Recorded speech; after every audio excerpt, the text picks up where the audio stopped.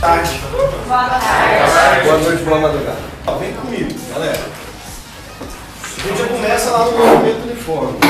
Gente, mecânica, o título do negócio, ele já te dá uma dica do que está acontecendo. Lembra? Você está estudando mecânica, então você está estudando movimento. Certo? Qual é a grandeza que eu consigo medir de um objeto que eu consigo afirmar com certeza se ele se move ou não? Velocidade. A partir do momento que você fala a velocidade do corpo, já está implícito ali quem que é o referencial, tá certo? Então, ele está medindo posição e tempo, essas coisas todas. O que a velocidade mostra? A grandeza a velocidade mostra pra gente. A grandeza e a velocidade mostra a rapidez com que o espaço ele vai sendo percorrido em função do tempo. Só mostra isso. A rapidez disso acontece. O cara, ele tem que ter na cabeça dele, o aluno tem que ter na cabeça dele o seguinte: se você tem um carro, você está viajando de carro a 100 km por hora, isso não garante que você vai estar viajando 100 km, não garante que você vai viajar durante 1 hora, não fala nada. Ele só vai te falar o seguinte, ó, a rapidez que a posição ela muda são 100 km a cada hora. Só isso. Por isso que uma das unidades que a gente mais gosta de trabalhar é o metro por segundo. Porque você, quando diminui as unidades, é mais fácil você manter ela naquela unidade. Então, é muito mais fácil você manter uma velocidade nas unidades metro por segundo. Tipo, é muito mais fácil você manter uma velocidade constante na escala de tempo segundo do que na escala de tempo hora. Então, é por isso que uma das razões de a gente utilizar o metro por segundo como sistema internacional é essa. Bacana? Beleza? Então, a gente prefere trabalhar com essas unidades, em metro por segundo. Beleza? Bom, então a gente viu, ó, a palavra movimento, ela tem a ver com a velocidade. E aí depois você olha a outra palavra, uniforme. Quando você fala uniforme, uniforme é alguma coisa que é sempre igual para todos. Certo? Uniforme quer dizer é uma coisa que não muda. Portanto, quando você tem um movimento uniforme, o que vem de cara na definição é, o movimento uniforme vai ser aquele movimento que a velocidade não muda. Pronto, quer dizer, então a velocidade é constante. Então, escreva isso aí. Movimento uniforme é aquele cuja velocidade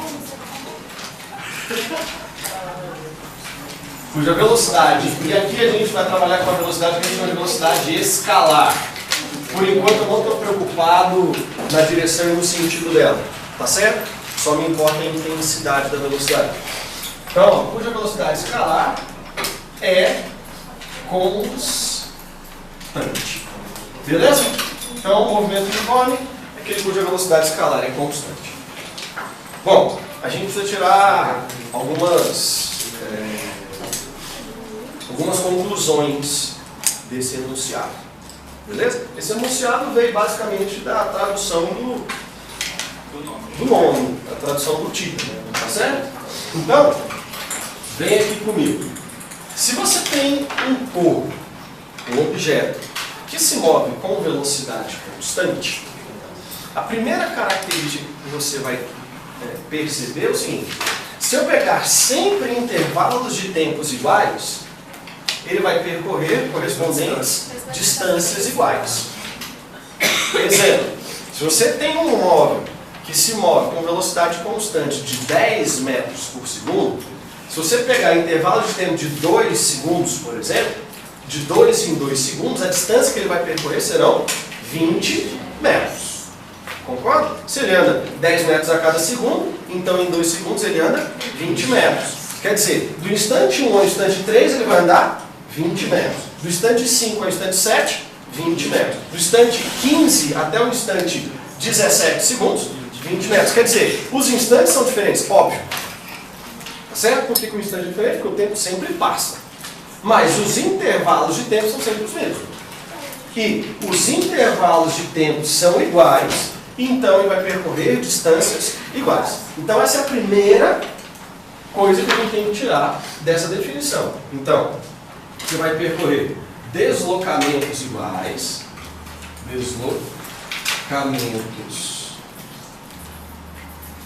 e o deslocamento a gente representa por ΔS, lembra disso aqui? ΔS iguais em intervalos de tempos iguais. Intervalos de tempo. Intervalo de tempo é, como é que a gente representa? ΔT. Iguais. Tranquilo? Essa aqui é a primeira coisa que a gente tira. Bom, a segunda coisa que a gente pode tirar do título é o seguinte: se a velocidade do movimento é a mesma, sempre, você pode dizer alguma coisa sobre a velocidade média. Lembra que a velocidade média de um movimento, ele está dizendo, assim como qualquer outra coisa, né, o valor médio. Sei, né? Eu não consigo falar de outra forma para vocês. Certo? Então, o que a gente pode perceber da velocidade média? Vamos supor que você vai fazer uma viagem lá de 200 km em movimento uniforme. Sei que é muito difícil fazer um troço desse, mas vamos supor que você consiga. Tá? Sempre em movimento uniforme a 100 km por hora. Certo? Então, se você pegar e falar assim, bom, qual foi a velocidade média que eu consegui percorrer nos primeiros 20 km da viagem?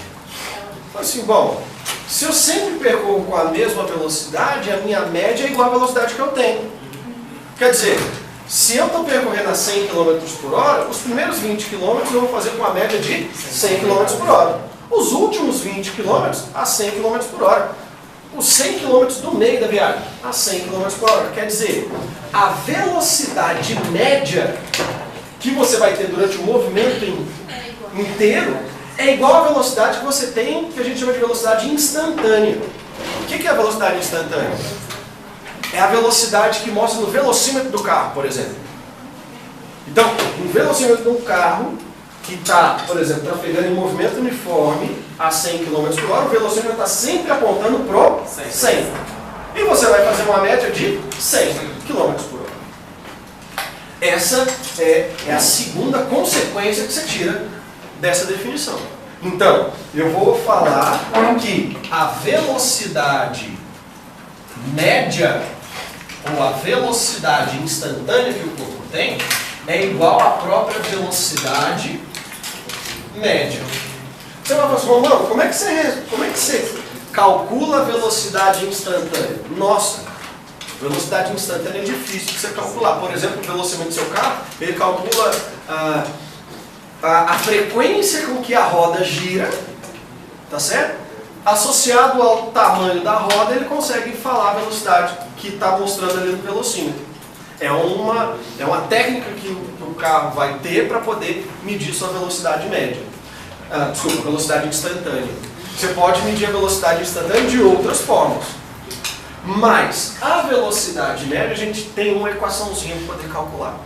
Então, beleza. Então, se eu sei que a velocidade instantânea é igual à média, e eu sei que a média vale ΔS sobre ΔT, então, esse é a mesma forma que eu vou calcular a velocidade instantânea no movimento uniforme. A partir daqui, eu vou destrinchar e chegar na função do movimento. Tá? Velocidade instantânea é a velocidade do corpo ou a velocidade média? A velocidade instantânea é a velocidade que o corpo está a cada instante. Como no movimento uniforme ela não muda, então a velocidade que o corpo tem a cada instante é a própria velocidade média. Entendeu? Foi isso que eu tentei aqui explicar para vocês. Foi? Foi? Então ΔS sobre ΔT, tá? Então vai ficar assim, ó, a velocidade vai ser igual.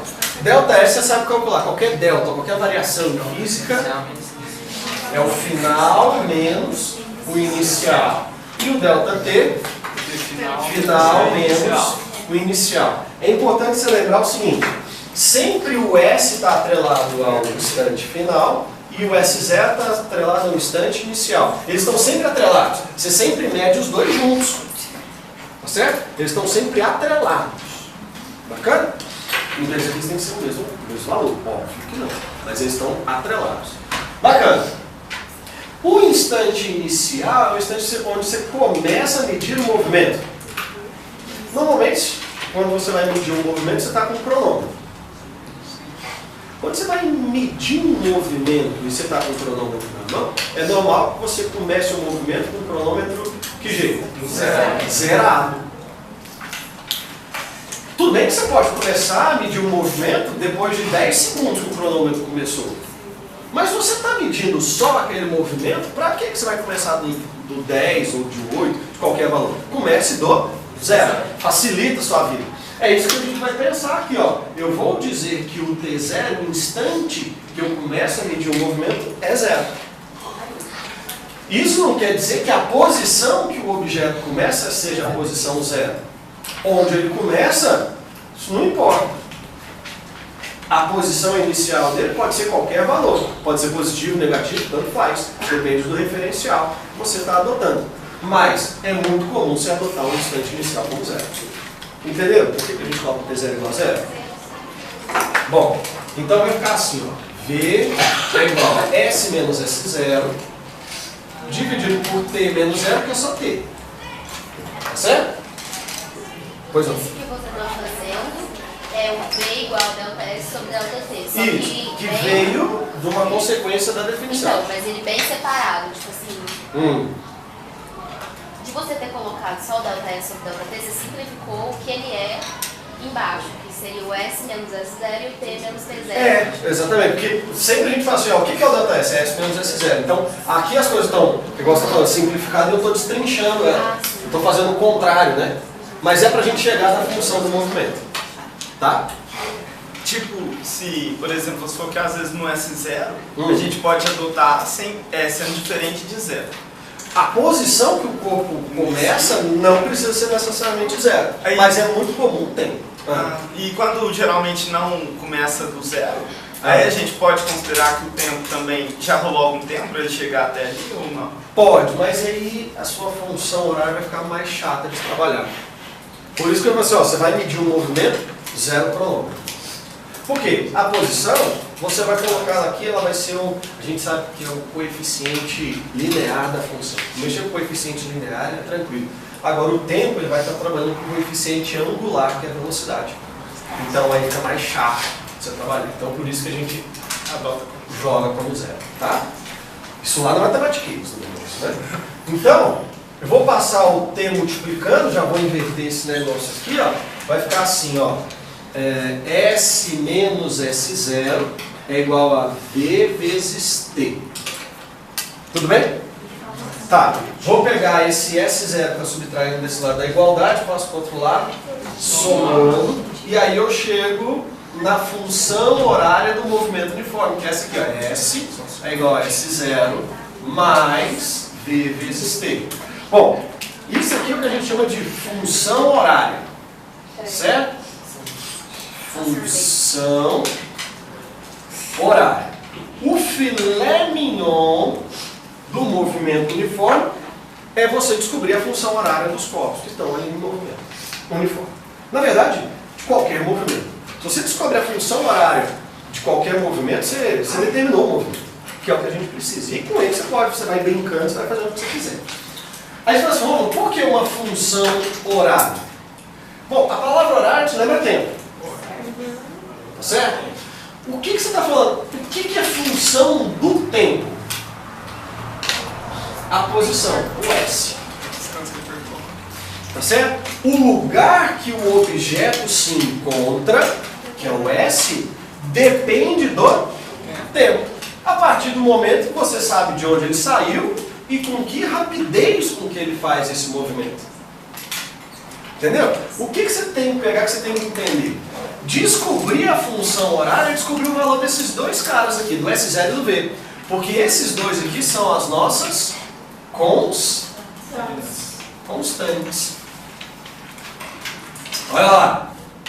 Essas aqui são as nossas constantes. Por quê? Por quê? raciocínio. Por definição, a velocidade é constante. Isso aqui está apoiado na definição. Agora, raciocínio, o que é o S0? O S0 é o lugar onde você começa o movimento. Ué, eu quero analisar o movimento que eu saí de casa e vim aqui para a escola. O S0 é a posição da sua casa. A partir do momento que você movimentou, a partir da sua casa, você vai assim, não, a posição da minha casa mudou. Não faz sentido um troço desse. Então, a posição que você começa o movimento e a velocidade com que você se desloca é constante. Portanto, o lugar onde você se encontra, que é o S, e o tempo são as nossas variáveis. É lógico, ó. Isso aqui é uma variável e esse aqui é outra variável. O tempo é uma variável, óbvio. O tempo sempre passa e ele passa sempre para frente. Por isso que ele é importante dentro da mecânica. Ele é quem organiza para nós os eventos. Eu sei que o instante 3 acontece antes do instante 1. O instante 3 acontece depois do instante 2, que acontece depois do instante 1. O tempo sempre passa para frente. Você não pode dizer isso da posição. Você nunca pode dizer assim, o cara saiu, passou pela posição 3, passou pela posição 2, passou pela posição 1. Como é que ele andou? De 3 para 2 para 1 ou de 1 para 2 para 3? Não sei. Se ele passou de 1 para 2 para 3, o movimento dele, inclusive a gente chama que é um movimento progressivo. Se ele fez o contrário, de 3 para 2 para 1, o movimento é retrógrado. A posição ela pode aumentar ou diminuir, mas o tempo sempre aumenta.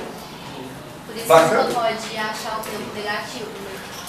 Aqui para nós, o tempo negativo seria antes de você medir. Antes de você zerar o cronômetro. Tá certo?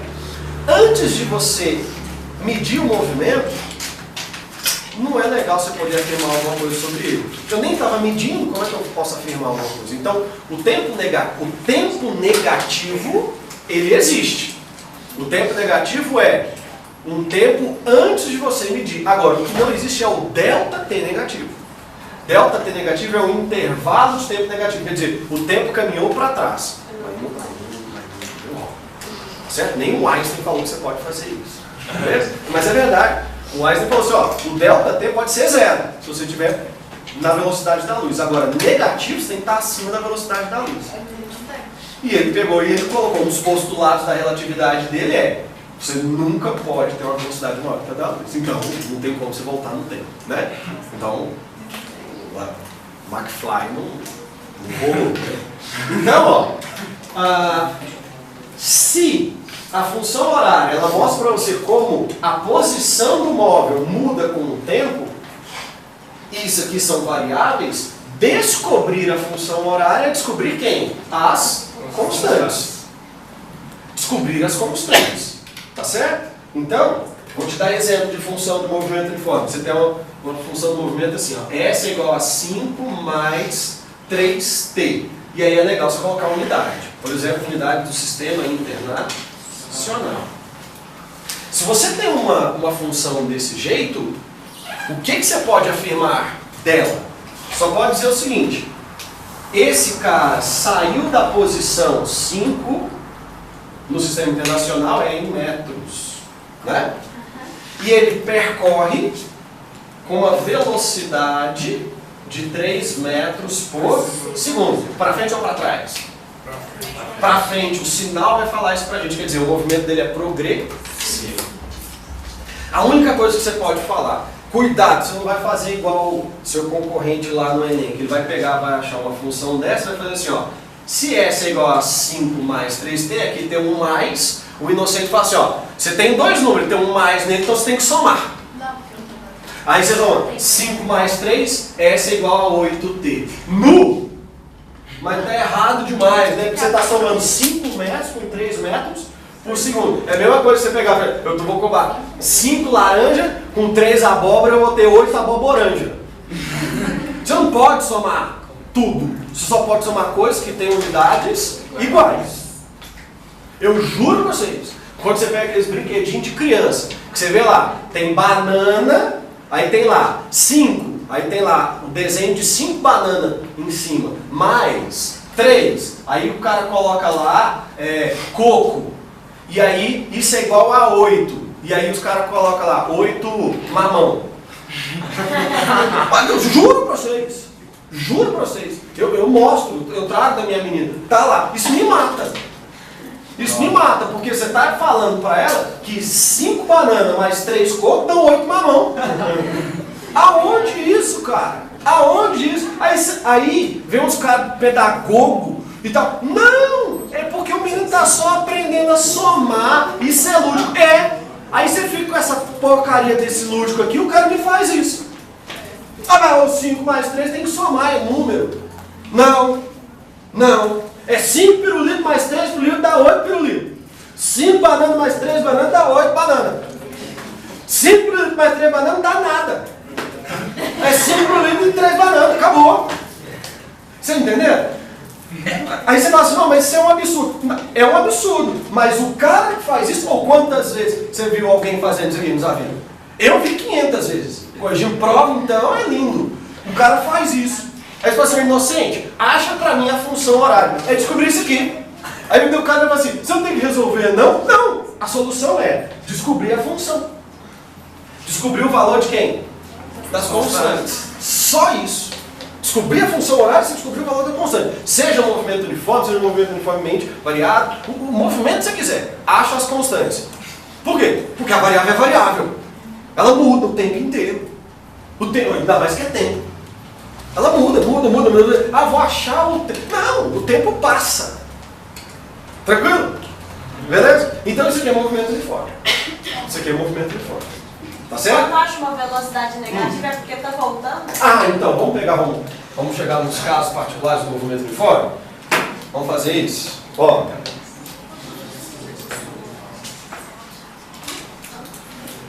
Pessoal, não copiei, não tem problema, tá gravado. Você assiste. Melhor, é mais massa. Então vamos lá, que tipo de função horária que você pode ter? Você pode ter 4 tipos de função horária. Por que 4 tipos? Na verdade é um tipo só e você vai ficar brincando com os sinais das constantes. Então, você pode ter uma função horária, e aí eu já vou colocar exemplo numérico, que é assim, ó, é tudo positivo, tipo essa, S é igual a 2 mais 7t, beleza? Você pode ter uma função horária, que é assim, ó, S é igual a menos 4 mais 5t, tá? Você pode ter função horária, que é assim, ó, S é igual a 8 menos 8 menos, fala um número aí, 15t, e uma outra, S é igual a menos 3 menos 17t. Pronto. São os 4 tipos de função horária que você pode ter. Com os 2 valores positivos, um valor negativo e positivo, positivo e outro negativo e os 2 negativos. Tá certo? Bom, o primeiro ali sempre se fala da posição inicial. Então, ó, aqui, o corpo saiu da posição. Vamos supor isso aqui é tudo para o sistema internacional, beleza? Sempre sistema internacional. Quer dizer, esse cara aqui saiu da posição 2 metros e ele está andando para frente com a velocidade de 7 metros por segundo. Nós vamos dizer que ele tem um movimento, esse mais significa que ele tem um movimento progressivo. Bacana? O outro aqui, ó, saiu do menos 4 metros e ele tem uma velocidade positiva de 5 metros por segundo. De novo, o movimento dele é progressivo. menos ali não vai influenciar. Bacana? Não, esse menos só quer dizer que ele saiu num lugar atrás do seu referencial, atrás do zero do seu referencial. Mas o lugar, não o tempo. Tá certo? Esse aqui, ó, saiu da posição 8 metros. E ele está andando com a velocidade de menos 15 metros por segundo. Quer dizer, ele tem um movimento que é para trás, é um movimento retrógrado. Bacana? Esse aqui saiu da posição menos 3 metros e está andando também para trás com menos 17 metros por segundo. Quer dizer, o movimento dele também é retrógrado. Tranquilo? Facinho analisar isso. Agora, você pode tirar consequências. No movimento uniforme, os caras eles gostam muito de fazer umas coisas assim. Ah, descobre um instante em que o móvel passa pela origem dos espaços. Assim, bom, o que é a origem dos espaços? Origem é o começo. O começo para nós é sempre o zero. Então, onde que ele começa, a origem do referencial é a posição igual a zero. Presta atenção, esse cara ele saiu do 2 e ele caminha no movimento progressivo, quer dizer, ele anda para frente. Quando que esse cara passa pelo zero? Ele não passa. Ele já começou. Ele começou no 2 e está andando para frente. Se ele passou antes de eu medir. Mas como o tempo negativo para mim não faz sentido, quer dizer, é antes de eu medir, entendeu, Tawane? Então, o que acontece? Eu não posso afirmar que ele passou no zero. Eu sei que, quando eu comecei a medir, ele estava no 2 e está andando para frente. Agora, esse cara aqui, ó, ele começou no menos 4 e está andando para frente, quer dizer, o movimento dele é progressivo. Se você começou no menos 4 e está andando para frente, você vai passar no zero? Vai. Vai ter um instante que você vai passar no zero. Beleza? Então, esse cara aqui passa pela origem. Então, deixa eu dar uma destacada nisso aqui. Passa pela origem. Beleza? Olha o outro aqui. Esse cara aqui começa no 8 e está andando no movimento retrógrado. Quer dizer, ele está andando para onde? Para trás. Se você começou lá no positivo e está andando para trás, você vai passar pelo zero? Sim. Você pode passar pelo zero, né? Você pode passar pelo zero. Então, esse aqui passará na origem. Beleza? E esse aqui? Não. Começou no negativo e está andando para trás. Ele não vai passar pelo zero. Ou, se ele passou, foi antes de novo que você medir. Você fala assim, beleza. Tranquilo, não é difícil fazer essa análise. Não, não é não. Mas deixa eu te dar uma manha. O corpo ele só passará pela origem do movimento, só conseguirá determinar quando que ele vai passar ou não, sempre que o S0 e o V tiverem sinais trocados. Percebeu isso? Se eles tiverem o mesmo sinal, seja positivo ou negativo, não passarão pela origem. Você não pode afirmar que eles passaram. Tá certo? Não tem como você calcular. Então, guarda essa manha aí, ó. Se os dois forem positivos e dois negativos, o cara te perguntar assim, qual o instante que ele passa pela origem, você já coloca, ele não passa pela origem. Ou, se ele passou, eu não posso afirmar. Beleza?